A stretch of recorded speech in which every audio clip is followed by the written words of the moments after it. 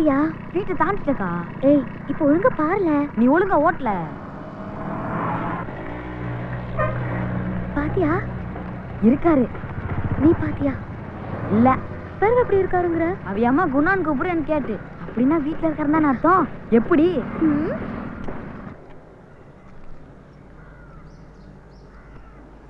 குணாவுக்கு கருப்பட்டி பணியாரம்னா ரொம்ப பிடிச்சா.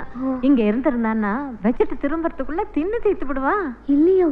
கன்னியாகுமரிக்கு ஏதோ முக்கியமான வேலையா போயிருக்கான். நீங்க சாப்பிடுங்க. ஐயோ, நானும் சாப்பிடக்கூடாது, அவங்களும் சாப்பிடக்கூடாது. Sugar, double sugar. கொடுத்துறாதே. எப்படிக்கா கிடைச்சு?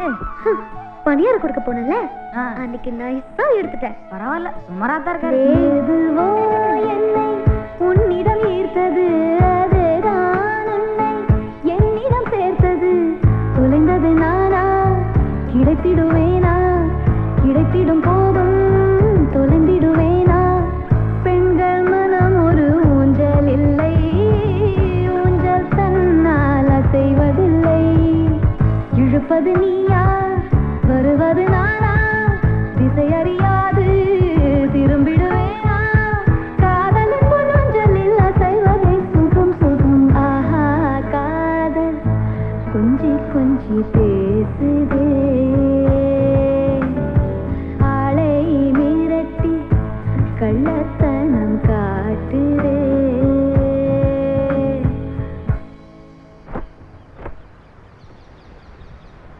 நான் மேல வரலாமா?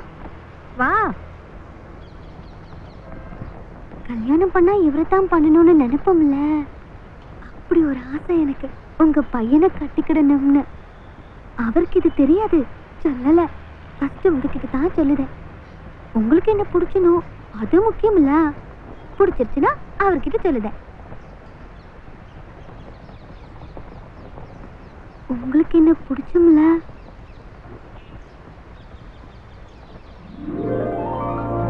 ரொம்ப பிடிக்கும்மா.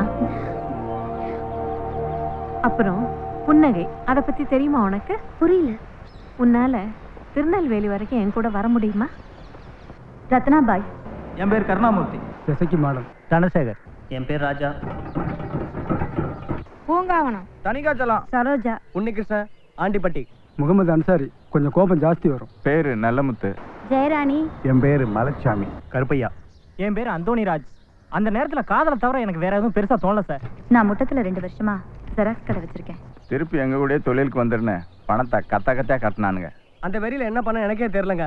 குளச்சல் ஜான்சன் ஐஸ் ஃபேக்டரியில வாட்ச்மேனா இருக்கேன்.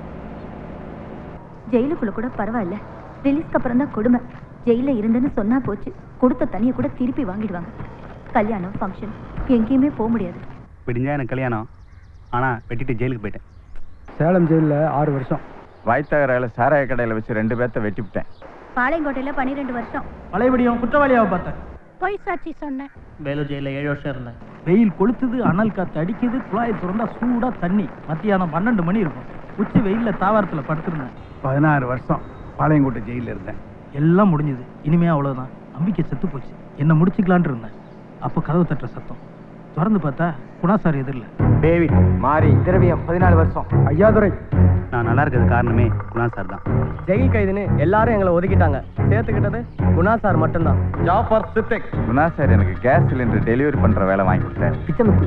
John Michael. தங்கப்பாண்டி. மதுரை, சேலம், கோயம்புத்தூர், பாளையங்கோட்டைன்னு எல்லா ஜெயில இருந்து ரிலீஸ் ஆகிற கைதிகளை தேடி கண்டுபிடிச்சு உதவி செய்வார். சங்கிலிமுத்து. எல்லாமே எனக்கு குணாசார் தான்.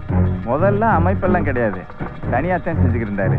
குணா சார் தான் எங்களுக்கு எல்லாமே ஆயிடுச்சு. அப்புறம் தான் புன்னகைன்னு ஒரு அமைப்பு ஆரம்பிச்சாரு. நான் யார் சார்? அவர் யார் சார்? அவர் வீட்டுக்குள்ள நான் எங்க வேணாலும் போலாம் சார். எதுவுமே தனி மனுஷனா செஞ்சிட முடியாது. என் டீம் இல்லைன்னா நான் இல்லை. என் டீம் மெம்பர்ஸ் உங்களுக்கு இன்ட்ரடியூஸ் பண்ணுறதுக்கு முன்னால் உங்ககிட்ட ஒரு வார்த்தை. தப்பு பண்ணுறது தப்பு இல்லை, தப்பே பண்ணுறது தான் தப்பு. கொலை செஞ்சு மாட்டிக்கிட்டவனை கடைசி வரைக்கும் கொலைகாரனாவே பார்க்குறோம். திருடி மாட்டிக்கிட்டவனை திருடனாவே பார்க்குறோம். அவன் குற்றவாளி, அவன் தப்பானவன், இப்படி ஒரு கண்ணாடி வழியாவே பார்க்குறோம். குடும்ப உறவுகள் திரும்ப கிடைக்காதனால மனசு வெறுத்து போகுது. அதனால உங்களுக்கு சமூகத்து மேல ஒரு கோபம் உண்டாகுது. என்னையவா குற்றவாளின்னு ஒதுக்குற, மறுபடியும் தப்பு பண்றேன் பாருன்னு உங்களுக்கு ஆத்திரம் வர்றது நேச்சுரல். அப்படி மறுபடியும் தப்பு பண்ணி நீங்கள் குற்றவாளி ஆகிடக்கூடாதுன்றதுக்காகத்தான் இந்த புன்னகை அமைப்பே ஆரம்பிக்கப்பட்டிருக்கு. பேங்க்ல லோன் வேணுமா? நாங்கள் கேரண்டி கொடுக்குறோம். உங்கள் மனைவி உங்களை புரிஞ்சுக்கலையா? நாங்கள் வந்து உங்களுக்காக பேசுகிறோம். முன்னாள் கைதின்னு வேலை கிடைக்கலையா? நாங்கள் ஏற்பாடு பண்ணுறோம். நாங்கள் உங்களுக்காக நிற்கிறோம். நாங்கள் உங்கள் கூட நிற்கிறோம். பழசை எரிச்சிருவோம், புதுசை உருவாக்குவோம். உங்களை தொட்டு நகர்த்தி ஊக்குவிச்சு முன்னேற்றுறது தான் இந்த புன்னகையோட வேலை. வணக்கம். வணக்கம். வணக்கம். வாங்கம்மா. வணக்கம். அம்மா வணக்கம்மா. மல்லிகா, உன்னை மாதிரி நான் நேருக்கே சொல்லுவேன், குணா உன்னை கட்ட மாட்டான்.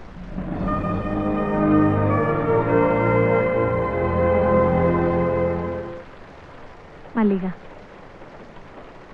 உன்னை மாதிரி நான் நேருக்கே சொல்லுவேன், குணா உன்னை கட்ட மாட்டான்.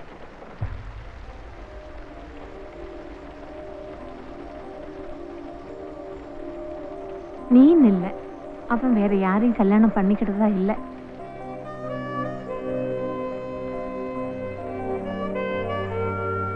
குணா கேம்பிரிட்ஜில் எம்எஸ் படித்தான்.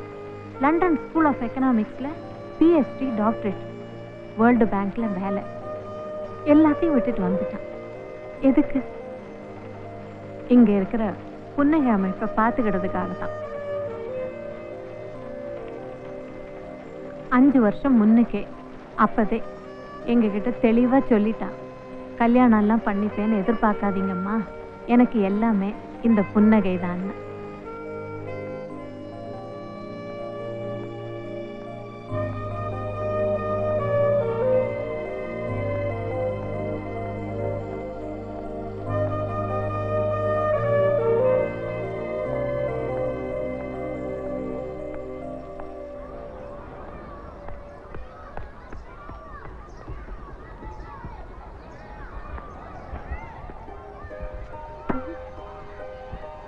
Thanks uncle.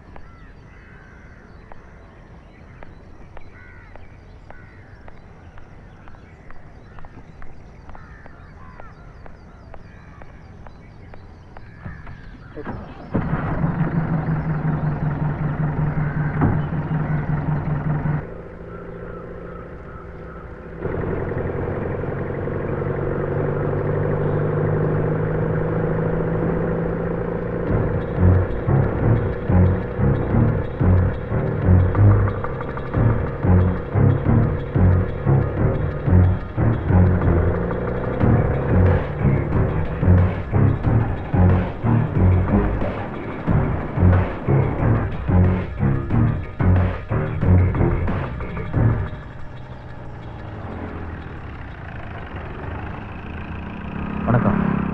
இருக்கீங்க? இவர் பேர் இளங்குமரன், மாஜி கைதி. 3 வருஷத்துக்கு முன்னாடி பாளையங்கோட்டை ஜெயிலில் நடந்த புன்னகை அமைப்போட ரீஹபிலிட்டேஷன் கேம்ப்ல தான் இவரை ஃபர்ஸ்ட் பார்த்தேன். அன்னைக்கு எல்லாமே தப்பாகவே நடந்துச்சு. குழந்தை ஸ்கூல்லேருந்து வந்த உடனே கால் வலின்னு படுத்துக்கிட்டான். நான் பக்கத்தில் உட்காந்து கால் பிடிச்சி விட்டுட்டு இருந்தேன். அன்னைக்கு என் ஒய்ஃபு பேங்க்லேருந்து சீக்கிரமாக வந்துட்டான். கதவை திறந்தா தூரத்தில் இருந்து எங்களை பார்த்தா. காமால கண்ணுக்கு எல்லாமே தப்பாக தானே தெரியும். யாராவது பெத்த பொண்ணுகிட்ட தப்பா நடந்து பார்க்கலாம் சார்.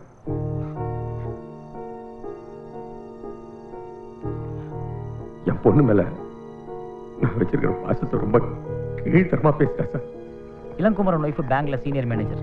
காலையில் 8 மணிக்கு வேலைக்கு போனா நைட் 8 மணிக்கு தான் திரும்பி வருவாங்க. அது வரைக்கும் இந்த சின்ன பொண்ணு என்ன பண்ணும்? இவர் தான் அப்பாவுக்கு அப்பாவா அம்மாவுக்கு அம்மாவா இருந்து வளர்த்துருக்காரு. யூனிஃபார்ம் போட்டு விடுறதுல இருந்து லஞ்ச் பாக்ஸ் ரெடி பண்ணி ஸ்கூல்ல விடுற வரைக்கும் எல்லாமே இவர் தான். என் பொண்ணுன்னா எனக்கு உசுறு சார். நான் ஜெயிலுக்கு போனதுலேருந்து அது திரும்பி கூட பார்க்க மாட்டேங்க. என் லைஃபே அதுதான் சார். நான் ஜெயிலில் இருக்கும்போது தினம் அதை பார்க்கறத பற்றி, அது கல்யாணம் பண்ணி வைக்கிறத பற்றி கற்பனை பண்ணி பண்ணி என் ரிலீஸ்க்காக காத்துக்கிட்டு இருந்தேன் சார். ஜெயில இருந்து வெளியில் வந்தது நேரம் என் பொண்ணை பார்க்க தான் சார் போனேன். என் மூஞ்சி மேல கதை சாப்பிட்டாங்க. என் பொண்ணு என் மேல காட்டுற வெறுப்ப பார்த்தா தற்கொலை பண்ணிட்டு செத்து போயிடலான்னு தோணுது சார்.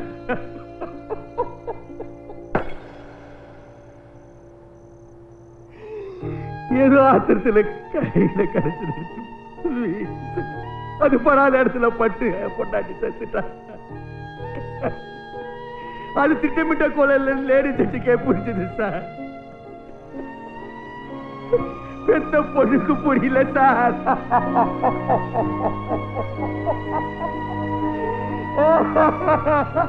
இளங்குமரனை அவர் பொண்ணையும் சேர்த்து வைக்கிறதுக்காக புன்னகை அமைப்பு மூலமா எத்தனையோ தடவை முயற்சி பண்ணி பார்த்துட்டேன். 3 வருஷமா தலைகீழ நிக்கிறேன், ஒண்ணுமே நடக்கல. இளங்குமரன் நிலைமை ரொம்ப மோசமா போயிட்டு இருக்கு. குடி நோயாளியாவே ஆயிட்டார். அவர் உயிருக்கு உத்தரவாதம் இல்லை. கடைசியா ஒரு தடவை நேரா போய் பேசி பார்க்கலாம் வாங்கன்னு கூப்பிட்டுருக்கேன். அப்புறம் போற வீட்டுல யாரும் கோபமா பேசிடக்கூடாது. வேணாம் சார், வேணாம் சார், வேணாம் சார், நான் இங்கே இருக்கேன் சார். நீங்க எல்லாம் கிளம்பலாம். இதுக்கு மேலேயும் நீங்க போகல, அப்புறம் நான் போலீஸை கூப்பிடுவேன்.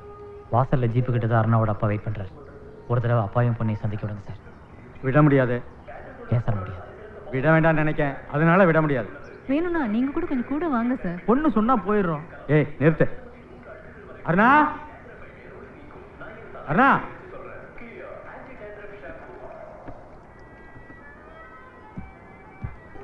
மாமா இங்க வா, அப்புறம் சாப்பிட்டுக்கலாம். சொல்லு. எனக்கு அவரை பார்க்க வேண்டாம். எதுக்கு சும்மா வீட்டுக்கு வந்து பாட்டியும் மாமாவையும் தொந்தரவு பண்றீங்க? எல்லாரும் திரும்பி போறீங்களா? ஏய் சாத்திருக்க கதை திறக்க. அருணா உள்ளப்பா. நான் சொல்லிட்டேன், அருணாவோட பாட்டி சொல்லிட்டாங்க. அருணா சொன்னா போறேன்னு சொன்னியே, இப்ப அருணாவும் சொல்லியாச்சு. அப்புறம் ஏன் கிளம்பல? எனக்கு கதவை சாத்தணும். நான் டிவி பார்க்கணும். டிவி பார்த்துக்கிட்டு 5 நிமிஷம் கழிச்சு திரும்பி பார்ப்பேன். யாராவது இருந்தீங்க மானம் கட்டுப்பட்டு சொல்லிட்டேனா? என்ன சார் மானம் கட்டு போவோம்? நாங்க கட்டி கேட்டுக்கிட்டு கொஞ்சம் கூட இது இல்லாம பொறுமைக்கு ஒரு எல்லை இருக்குல்ல.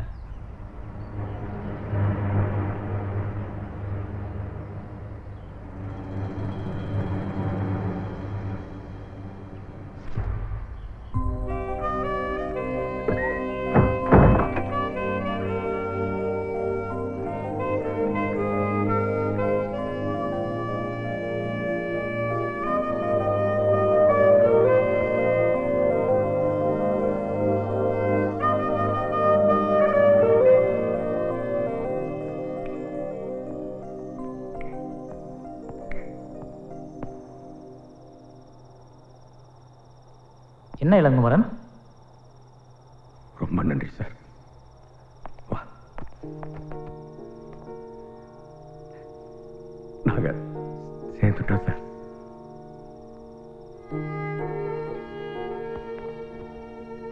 என் பொண்ணு என் கூட எப்படி சேர்ந்தா தெரியுமா சார்? எல்லாம் உங்க வாலண்டியர் மல்லிகா தான் சார்.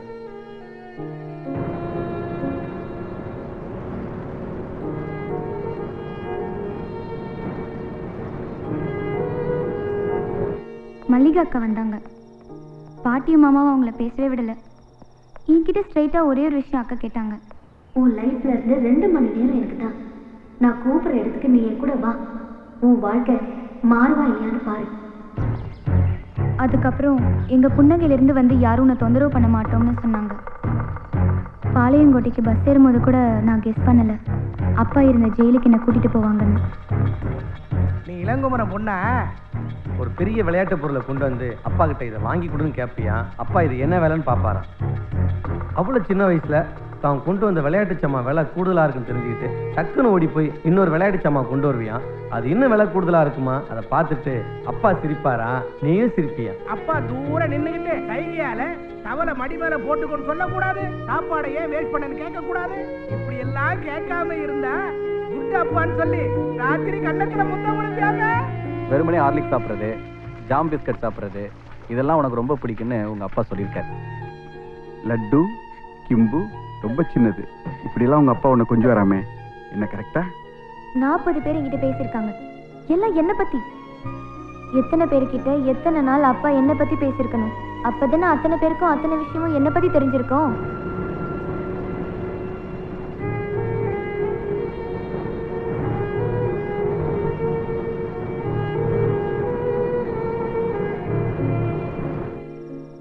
மல்லிகாக்கா மட்டும் இல்லைன்னா நான் அப்பாவை புரிஞ்சிட்டு இருக்கவே முடியாது.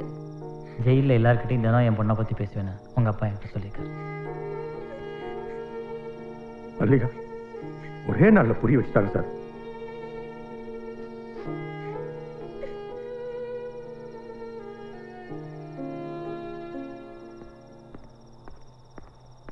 குணா சார், இந்தாங்க பால்.